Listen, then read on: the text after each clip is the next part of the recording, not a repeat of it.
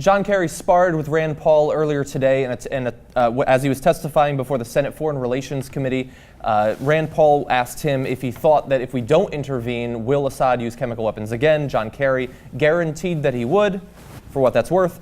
But Rand Paul also asked him if he felt that Americans were ready to go back to war so soon after our still continuing conflicts in Iraq and Afghanistan, and John Kerry responded. Let me just point out to you that with respect to this question of Americans wanting to go to war, you know, you got three people here who have been to war. You got John McCain, who's been to war. There's not one of us who doesn't understand what going to war means, and we don't want to go to war. We don't believe we are going to war in the classic sense of taking American troops and America to war. The President is asking for the authority to do a limited action that will degrade the capacity of a tyrant who has been using chemical weapons to kill his own people. But I think by doing so, you announce... It's limited. By doing so, you announce in advance that your goal is not winning. But that's not. And I think the last 50 years of secretaries of defense would say, Senator, if your goal is not to people win, are asked, you shouldn't be do involved. you want to go to war in Syria? Of course not. Everybody, 100% of Americans will say no. We say no. We don't want to go to war in Syria either. It's not what we're here to ask. The President is not asking you to go to war. He's not asking you to declare war. He's not asking you to send one American troop to war. So again, as with our discussion over what exactly the red line means, in what context Barack Obama has used it, we have this debate over the use of the word war. Is this actually going to war? What do you think? First of all, John Kerry wins on rhetorical grounds because he says, please. This is like a Lloyd Benson moment. I knew John F. Kennedy. You know John F. Kennedy. John McCain, who's in favor of this, John Kerry, and General Dempsey and Chuck Hagel, we've all been to war, son, and we're in favor of this. You haven't been to war. You don't know what war is. We do, and we're in favor of this. And then second of all, when they debated at a different point whether Assad would use the chemical weapons, as John alluded to, Kerry said, I guarantee he'll do it. It's a guarantee. I urge you to go to the classified briefing and learn that. Ooh. Okay, so there are a lot of bitch slaps there and talking down to, etc. But I find Rand Paul's questions to be perfectly fair and saying, so what is your objective? If it ain't war, what is it? And I'm not sure that Kerry has a good answer to that. He hasn't had a good answer to that in 2 days. So when John Kerry says, this isn't war, we're just going to launch missiles and kill a bunch of people, and I can't tell you how many people or how many missiles, but we're just going to launch them into this country that isn't ours and kill people. So if Syria launched missiles at us, wouldn't we consider that war? But somehow if we do it to someone else, we're just fucking around. No, but see, that's impossible. I mean, you want to talk about a bitch slap. That's an argument that you cannot refute, because if Syria launched bombs and hit Kansas, Seattle, and San Antonio. Right.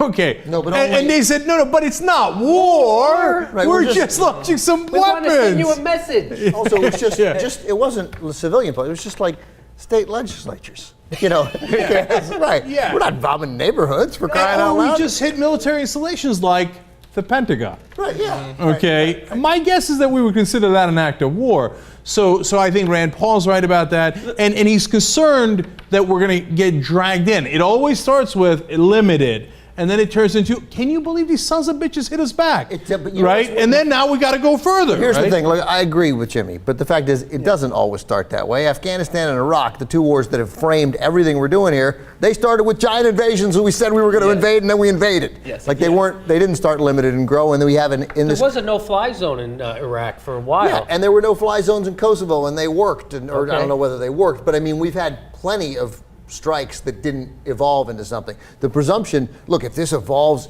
if it really is, this is going to evolve into a war, then it becomes a lot easier to be against it. A classic sense war, old school war, Turner classic wars, classic war. Yeah. Can I play devil's advocate really fast? Just, I'm sure that some of the criticism of me has died down. I want to reignite it. I think what John Kerry is trying, and I'm not saying I agree with him, I think what he's trying to say is, if we really wanted to go to war with Syria, it would look very different. It would look much more threatening. Like if we actually employed all of what we have, I think he's using the word war in reference to proportionality of what a country is capable of. We could decimate every square inch of Syria if we wanted to. That would be going to war. We could send 300,000 ground troops into Syria. That would be going to war. I'm not saying that that's true. I'm simply saying I think that's what Kerry is trying to say. I think that this is such a hard issue that I agree with all of you. And so- that's my and he- problem. Very bold. Right. So dropping bombs is war, right? But the flip side is he's basically saying, "But we know how to do a war." Okay, this is just kidding around stuff. And what John Kerry can't say, but he wants to say is, "Hey guys, we've been sitting here picking our ass for 2.5 years. If these sons of bitches had oil, we'd already gone to war." Okay. Trust me, we're just going to do limited bombing. We got no interest in taking anything of theirs because they don't have anything, okay? This ain't Iraq where we're going to go and get the oil contracts or whatever it is. What we're going to do, get Syria sand? Okay, no. We're just going to bomb them for a little bit. And so, I know, this sounds hilarious. For a little bit. No, but that's literally what he's saying. That's literally. Is that written in the resolution for a little bit? No, and so that gets to the main point. So, do I trust John Kerry that they're going to bomb them for a little bit? I actually do a little bit, which is funny. Okay. Because I know there's nothing to take in Syria, right? The corporations haven't called and said, "Boy, can you really send me the olive trees of Syria?" Right? Okay, but this conversation is what's so important about asking for congressional authorization. If you don't ask for congressional authorization, you never have this conversation. The Obama administration or the Bush administration says, "Trust us. Don't worry, it'll be limited." But then the son of a bitch hit me back and it went a little further. We had a no-fly zone, but then he didn't respect the no-fly zone. What were we supposed to do? We had to do a full-scale invasion. But here what they're doing is they're nailing down the Obama administration into, if you're going to take this action, it will only be for this period of time and for this stated purpose. And to get that on the record is enormously important.